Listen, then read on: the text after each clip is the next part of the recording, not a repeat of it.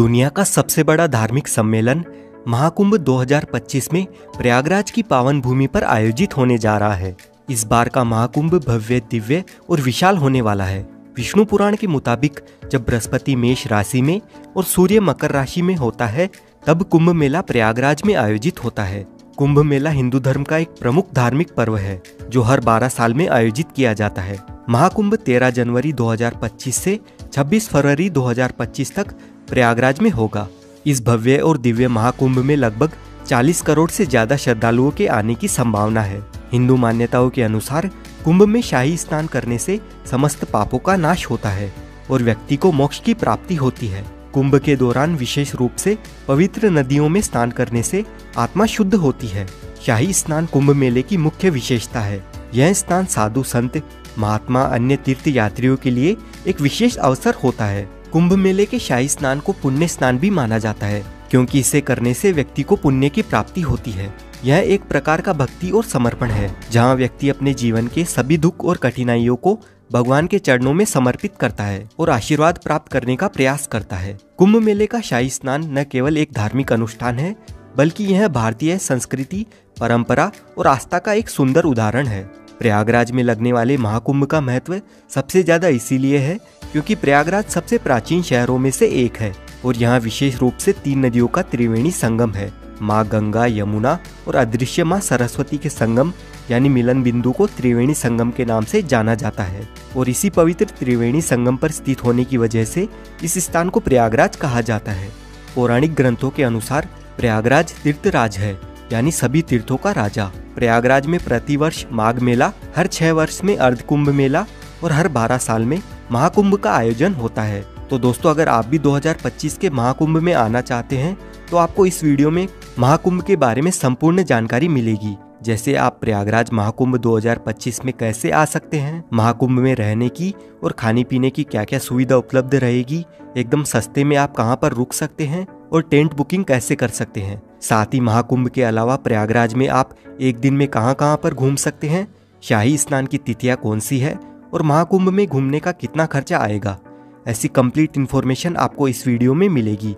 तो वीडियो को अंत तक जरूर देखिए ताकि आपको महाकुंभ 2025 की सारी जानकारी समझने में आसानी रहे। और इसके साथ ही वीडियो को लाइक और चैनल को भी सब्सक्राइब कर लीजिए, क्योंकि ऐसे ही टूर गाइड वीडियोस और महाकुंभ 2025 से रिलेटेड वीडियोस आपको इस चैनल पर देखने को मिलते रहेंगे। इस बार का ये महाकुंभ 45 दिन तक चलने वाला है, यानी कि हर दिन यहाँ पर आपको 3 से 4 करोड़ लोग देखने को मिल सकते हैं। और इतने सारे श्रद्धालुओं के लिए महाकुंभ मेला क्षेत्र को 25 अलग अलग सेक्टर्स में बांटा गया है और इतने सारे लोग एक ही जगह पर गंगा स्नान तो नहीं कर पाएंगे, इसलिए 7 पक्के स्नान घाट भी बनाए गए हैं। और साथ ही कुंभ मेले का क्षेत्रफल 3200 हेक्टेयर से बढ़ाकर 4000 हेक्टेयर किया गया है, जहाँ पर कल्पवासियों के लिए तंबू बने हुए हैं और यहाँ पर मेले के दौरान कई कथावाचक मौजूद होंगे जो कि कथा करेंगे। उनके लिए पंडाल बने हुए रहेंगे, लोगों के खाने पीने, सोने और शौचालय की व्यवस्था भी रहेगी और बहुत सारी चीजों की फ्री सेवा रहेगी।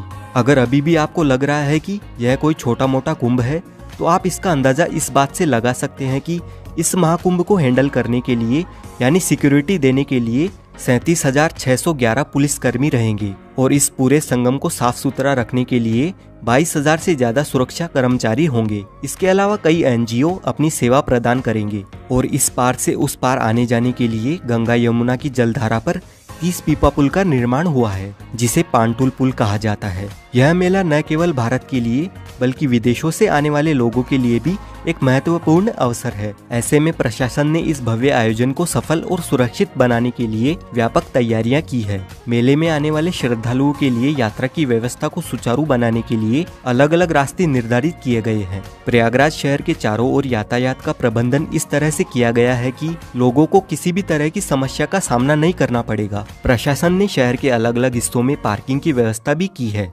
ताकि श्रद्धालु अपनी गाड़ियों को सुरक्षित स्थान पर रख सके। विशेष रूप से पीक डेज यानी शाही स्नान वाले दिनों में जब सबसे ज्यादा भीड़ रहेगी, तब श्रद्धालुओं को केवल 1 से 5 किलोमीटर तक पैदल चलना होगा और बाकी अन्य दिनों में आपको सिर्फ 1 किलोमीटर से ज्यादा पैदल नहीं चलना पड़ेगा। और सिर्फ महाकुंभ में आने वाले लोगों के लिए पूरे देश भर से 3000 से स्पेशल ट्रेन सहित 13,000 से ज्यादा ट्रेन चलाई जाएगी और ट्रेन के साथ ही प्रयागराज में 7000 बस भी महाकुंभ के लिए चलेगी। इससे कुंभ में आने जाने के लिए आपको कोई भी समस्या नहीं आएगी। अब बात कर लेते हैं प्रयागराज कैसे पहुंचा जाए। देखिए, प्रयागराज में काफी सारे रेलवे स्टेशंस बने हुए हैं, जैसे Prayagraj junction, Prayagraj Rambagh, Prayag Sangam, Naini junction, Prayag Chheoki junction, Daraganj, Subedarganj, Bamrauli, Phaphamau junction और झूसी। अगर आपके यहाँ से इन रेलवे स्टेशंस तक ट्रेन आती है तो आप इनमें से कहीं पर भी आ सकते हैं, जो कि त्रिवेणी संगम से 7 से 8 किलोमीटर के डिस्टेंस पर ही है। वैसे सबसे नज़दीकी रेलवे स्टेशन की अगर हम बात करें तो प्रयागराज जंक्शन, प्रयागराज छिवकी, प्रयागराज रामबाग और प्रयागराज संगम ये नज़दीकी रेलवे स्टेशन है। प्रयागराज के लिए इंडिया के सभी मुख्य रेलवे स्टेशनों से रेल कनेक्टिविटी इजीली अवेलेबल है, तो आप बाय ट्रेन यहाँ तक आसानी से पहुँच सकते हैं। रेलवे स्टेशन तक आने के बाद संगम तक पहुँचने के लिए आपको रेलवे स्टेशन के बाहर से ही 20 रुपए के चार्ज पर शेयरिंग ई रिक्शा मिल जाएगा। प्रयागराज पहुँचने के बाद सबसे ज़रूरी बात रहती है यहाँ पर रहने की क्या सुविधा है और टेंट बुकिंग कैसे करें। तो अगर आप टेंट बुकिंग करना चाहते हैं तो आप ऑनलाइन इन 6 में से किसी भी एक वेबसाइट पर जाकर बुकिंग कर सकते हैं। सिर्फ इन 6 कंपनियों को ही यूपी सरकार की ओर से महाकुंभ में टेंट लगाने का टेंडर मिला है, तो आप गूगल पर किसी भी अन्य वेबसाइट से टेंट बुक ना करें। इसके अलावा आप अपनी सुविधा के अनुसार IRCTC के टेंट भी बुक कर सकते हैं। इन टेंट सिटी में टेंट बुकिंग के लिए आपको एक से बढ़कर एक पैकेज मिल जाएंगे। अगर आपका बजट अच्छा खासा है तो आप कोई भी पैकेज सिलेक्ट कर सकते हैं, जिसमें आपको रेलवे स्टेशन से या एयरपोर्ट से पिकअप और ड्रॉप की फैसिलिटीज़ के साथ ही लंच डिनर तक की फैसिलिटीज़ भी मिल जाती है। लेकिन इन टेंट के चार्जेस की शुरुआत एक दिन के लिए 10,000 रुपये से लेकर 80-90 हज़ार रुपये तक है, जिनमें सेमी डिलक्स, डिलक्स और लग्जरी डिलक्स कॉटेजेस शामिल है। और वहीं डॉर्मेट्री के लिए 1500 रुपये पर पर्सन के चार्जेस हैं, सिर्फ एक दिन के लिए। अधिक जानकारी के लिए आप कुंभ की इस ऑफिशियल वेबसाइट पर जाकर चेक कर लीजिए। वहीं अगर आप होटल में रुकने का प्लान बनाते हैं तो गूगल पर अलग अलग वेबसाइट है, जहां से आप ऑनलाइन होटल बुकिंग भी कर सकते हैं। अगर आपका बजट टेंट या महंगी होटल बुक करने का नहीं है तो प्रयागराज में काफ़ी सारी सस्ती और अच्छी धर्मशालाएं भी बनी हुई है। इनमें भी आप अपने रहने की सुविधा का बंदोबस्त कर सकते हैं, और ये धर्मशालाएं संगम के नज़दीक में ही स्थित है, तो आपको और भी सुविधा मिल जाएगी। और अगर आपका बजट बिल्कुल भी नहीं है या आपको रूम अवेलेबल नहीं मिलता है तो आप बिल्कुल भी निराश ना रहे। यहाँ पर प्रशासन की ओर से महाकुंभ में अलग अलग जगहों पर रेन बसेरा शिविर की सुविधा भी उपलब्ध रहती है, जहाँ पर आप सिर्फ अपना आधार कार्ड दिखा करके बिल्कुल निःशुल्क फ्री में आराम से रह सकते हैं। और अगर आप मेला परिसर में टेंट में रहना चाहते हैं और कल्पवास करना चाहते हैं तो आप यहाँ डायरेक्ट पहुँचकर किसी पंडित से जिन्होंने यहाँ पर टेंट लगाया है उनसे बात कर सकते हैं, और जो भी वह अमाउंट मांगेंगे अगर आपके बजट में हो तो आप उस हिसाब से अपना बंदोबस्त कर सकते हैं। बस आप कोशिश करें कि संगम के आसपास ही टेंट बुकिंग करें या होटल बुकिंग करें। और अगर त्रिवेणी संगम के पास आपकी टेंट बुकिंग नहीं हो पाती है तो आप होटल सिर्फ रामबाग या रेलवे स्टेशन रोड पर ही लेना, क्योंकि जितनी भी टूरिस्ट प्लेसेस है वो सभी रामबाग से 2 से 4 किलोमीटर के डिस्टेंस पर ही स्थित है, और यहाँ पर आपको सिर्फ 1000 से 2000 रुपए तक बढ़िया होटल मिल जाएगा। अब कुंभ मेले की महत्वपूर्ण तिथियों की बात करें तो 2025 में होने वाले महाकुंभ का आयोजन अत्यधिक भव्य और ऐतिहासिक होने वाला है। महाकुंभ जो भारत का सबसे बड़ा धार्मिक आयोजन माना जाता है, जिसमें करोड़ों श्रद्धालु देश विदेश से स्नान करने आते हैं और मोक्ष तथा पुण्य की डुबकी लगाते हैं। इस महापर्व में आस्था की डुबकी लगाने का हर एक स्नान विशेष महत्व रखता है, क्योंकि इन्हें धार्मिक दृष्टिकोण से बहुत ही पवित्र और लाभकारी माना गया है। जैसा कि हम सभी जानते हैं, महाकुंभ में स्नान की तिथियां ज्योतिष्य और धार्मिक मान्यताओं के आधार पर तय की जाती है, और हर एक स्नान के पीछे एक धार्मिक मान्यता जुड़ी हुई है।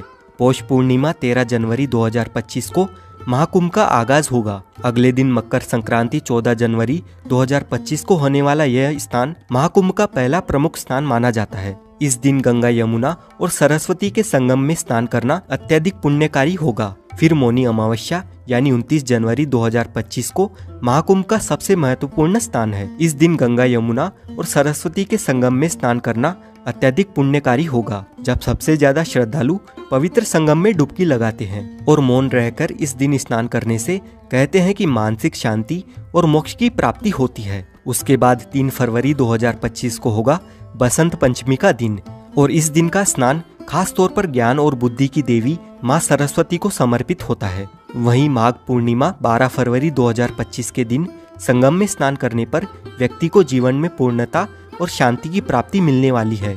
आखिर में महाशिवरात्रि का पर्व 26 फरवरी 2025 को होगा और ये दिन भगवान शिव की आराधना के लिए बहुत ही महत्वपूर्ण माना जाता है और इसी स्नान के साथ कुंभ का समापन भी हो जाएगा। एक बात का आप ध्यान रखें कि जब भी जिस दिन शाही स्नान होता है उससे एक दिन पहले सारे प्राइवेट और पब्लिक व्हीकल की एंट्री बंद हो जाती है। तो अगर आप शाही स्नान के पर्व पर कुंभ में आना चाहते हैं तो ध्यान रखिएगा कि आपको एटलीस्ट किसी भी एक शाही स्नान के दिन से 2 दिन पहले पहुंचना होगा। सपोज अगर आप 14 जनवरी को स्नान करना चाहते हैं तो आप एटलीस्ट 12 जनवरी को मॉर्निंग में या आफ्टरनून तक यहाँ पर पहुँच जाए, ताकि आप अपने व्हीकल से या पब्लिक व्हीकल से महाकुंभ मेला परिसर तक पहुँच सके। अब आपको कुंभ की विशेष तिथियों और स्नान पर्व के बारे में तो पता चल गया, लेकिन ये कुंभ लगाया क्यों जाता है, इसके पीछे की कहानी क्या है, आइए जानते हैं।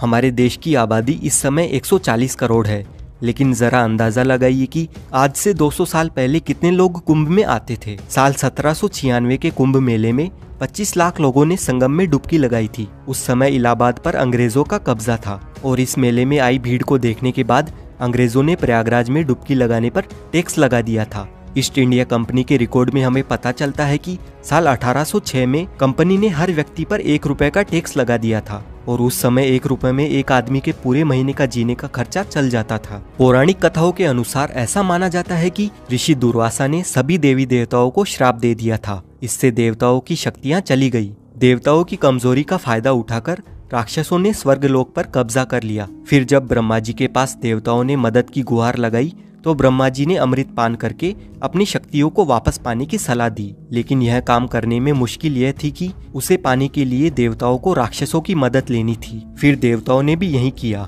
उन्होंने राक्षसों से मदद लेकर बदले में आधे अमृत को देने की बात कही और सभी राक्षस इस डील को मान गए। और फिर होती है अमृत की खोज में समुद्र मंथन की शुरुआत। बड़ी मेहनत के बाद समुद्र मंथन से अमृत की प्राप्ति हुई, लेकिन जैसे ही अमृत निकला देवता और राक्षस दोनों में अमृत को पूरा हड़पने की होड़ मच गई। इसके बाद देवता राक्षसों की आंखों में धूल झोंककर अमृत पाने में कामयाब हो गए और वह अमृत लेकर दौड़ पड़े। राक्षसों ने भी हार नहीं मानी और पूरे 12 दिनों तक उनका पीछा किया। इसी भागने भगाने में कलश से 4 अमृत की बूंदें स्वर्ग से धरती पर गिर गई।